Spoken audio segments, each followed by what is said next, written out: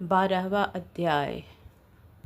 देवी बोली, देवताओं, जो एकाग्रचित्त होकर प्रतिदिन इन स्तुतियों से मेरा स्तवन करेगा, उसकी सारी बाधा मैं निश्चय ही दूर कर दूंगी।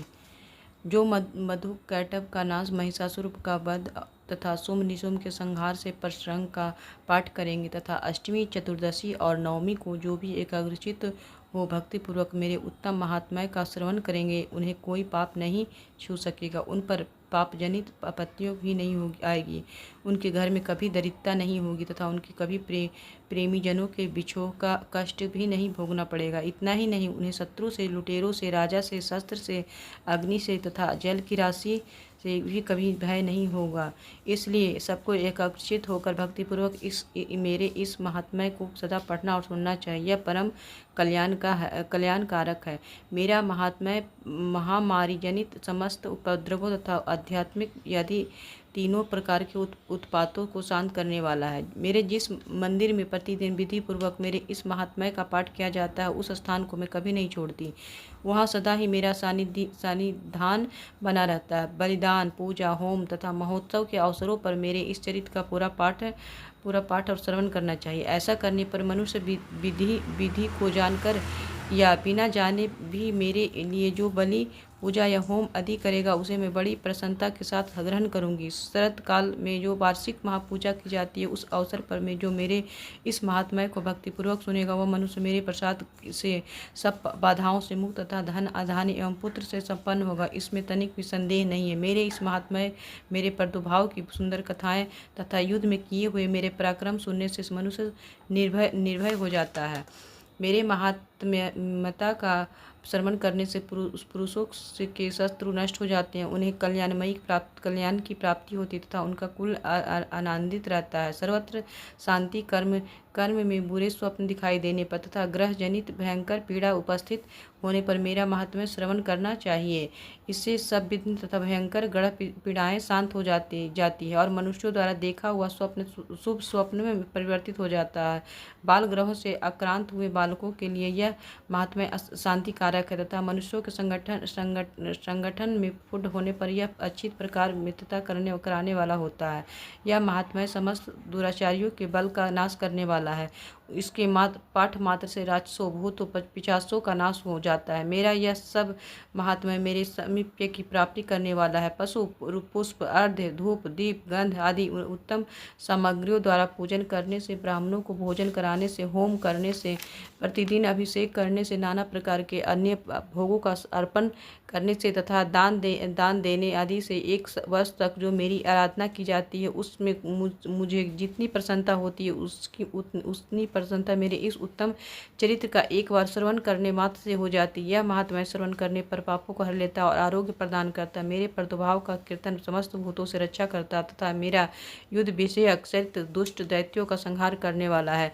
इसके श्रवण करने पर मनुष्य को शत्रुता का भय नहीं रहता। देवताओं, तुमने और ब्रह्मर्षियों ने जो मेरी स्तुतियाँ की हैं तथा ब्रह्मा जी ने जो स्तुतियाँ की थी, वे सभी कल्याणमयी बुद्धि प्रदान करती है। वन में, सुने मार्ग में अथवा दानव दल से घिर जाने पर, निर्जल स्थानों में लुटेरों के दाव में पड़ जाने पर या शत्रुओं से पकड़े जाने पर अथवा जंगल में सिंह, व्याघ्र या जंगली हाथियों के पीछा करने पर, कुपित राजा के आदेश से वध या बंधन के स्थान में ले जाए जाने पर अथवा संसार सागर में नाव पर बैठने के बाद भारी तूफान से नाव के डगमगा होने पर और अत्यंत भयंकर युद्ध में शस्त्रों का प्रहार होने पर अथवा वेद नाद से पीड़ित होने पर किम बहुना बहुत भयानक बाधाओं के उपस्थित होने पर, जो मेरे इस चरित्र का स्मरण करता हुआ मनुष्य संकट से मुक्त हो जाता। मेरे प्रभाव से सिंह आदि हिंसक जंतु नष्ट हो जाते हैं तथा लुटेरे भी और शत्रु भी मेरे चरित्र का स्मरण करने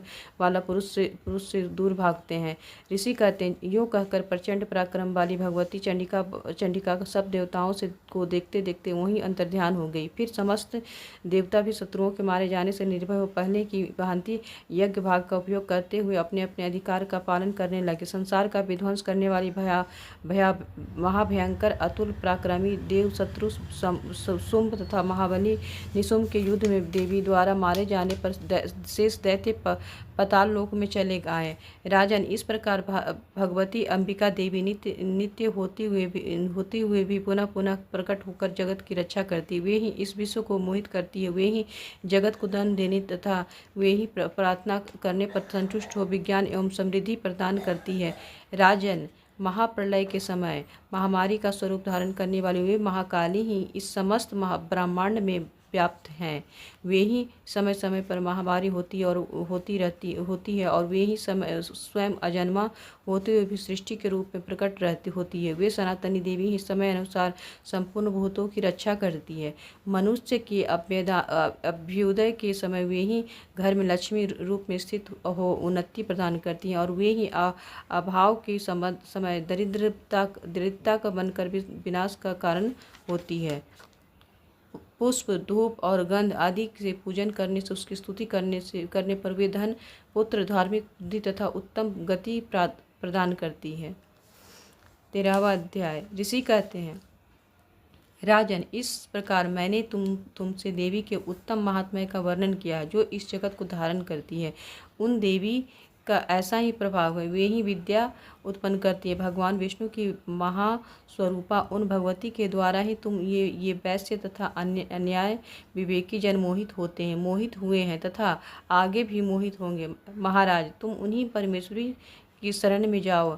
आराधना करने पर वे उन्हीं मनुष्यों को भोग, स्वर्ण तथा मोक्ष प्रदान करती हैं। मार्कंड जी कहते हैं, कौष्टिकजी मेधा मुनि के ये वचन सुनकर राजा सूरत ने उत्तम व्रत का पालन करने वाले उन महाभाग महर्षि को प्रणाम किया। वे अत्यंत ममता और राज्य परहरण से बहुत खीन हो चुके थे। महामुने, इसलिए विरक्त होकर वे राजा इस वैश्य तत्काल तपस्या को चले गए और वे जगदम्बा के दर्शन के लिए नदी के तट पर रहकर तपस्या करने लगे। वे वैश्य उत्तम देवी सूक्त का जप करते हुए तपस्या में प्रवृत्त हुए। वे दोनों नदी के तट पर देवी की मिट्टी की मूर्ति बनाकर पुष्प, धूप और हवन आदि के द्वारा उनकी आराधना करने लगे। इन्होंने पहले तो आहार को धीरे धीरे कम किया, फिर बिल्कुल निराहार रहकर देवी में ही मन लगाए एकाग्रता पूर्वक उसका चिंतन आराम किया। वे दोनों अपने शरीर के रक्त से प्रेषित बलि देते हुए लगातार 3 वर्ष तक संयम पूर्वक आराधना करते रहे। इस पर प्रसन्न होकर जगत को धारण करने वाली चंडिका देवी प्रत्यक्ष दर्शन देखकर कहा। देवी बोली, राजन, तुम अपने कुल को आनंदित करने वाला वैश्य, तुम लोग जिस वस्तु की अभिलाषा रखते हो वह मुझसे मांगो, मैं संतुष्ट हूँ। अतः तुम वो सब कुछ दूंगी, तुम्हें वह सब कुछ दूंगी। मार्कंडी जी कहते हैं, तब राजा ने दूसरे जन्म में नष्ट न होने वाला राज्य मांगा तथा इस जन्म में भी शत्रुओं से सेना को बलपूर्वक नष्ट करके पुनः अपना राज्य प्राप्त कर लेने का वरदान मांगा। वैश्य का चित्त संसार की ओर से खीन एवं विरक्त हो चुका था और वे बड़े बुद्धिमान थे। अतः उस समय उन्होंने तो ममता और अहंता रूप आसक्ति का नाश करने वाला ज्ञान मांगा। देवी बोली, राजन, तुम थोड़े ही दिनों में शत्रुओं को मारकर अपना राज्य प्राप्त कर लोगे। अब वहाँ तुम्हारा राज्य स्थिर रहेगा। फिर मृत्यु के पश्चात तुम भगवान विश्वास्वान के अंश से जन्म लेकर इस पृथ्वी पर सर्वार्णिक मन्नु के नाम से विख्यात होगे। वैसे वर्ण तुमने भी जिस वर को मुझसे प्राप्त करने की इच्छा की है उसे देती हूँ। तुम्हें मोक्ष के लिए ज्ञान प्राप्त होगा। मार्कंडेय जी कहते हैं, इस प्रकार उन दोनों की मनोवांछित वरदान देकर तथा उनके द्वारा भक्तिपूर्वक अपनी स्तुति सुनकर देवी अंबिका तत्काल अंतर्ध्यान हो गई। इस तरह देवी से वरदान पाकर क्षत्रिय श्रेष्ठ सूर्य से जन्म ले सर्वाणी नामक मन्नु होंगे। इस प्रकार श्री मार्कंडेय पुराण में सर्वार्णिक मनवंतरी कथा के अंतर्गत देवी महात्म्य में सूरत और वैश्य को वरदान नामक 13वां अध्याय पूरा हुआ।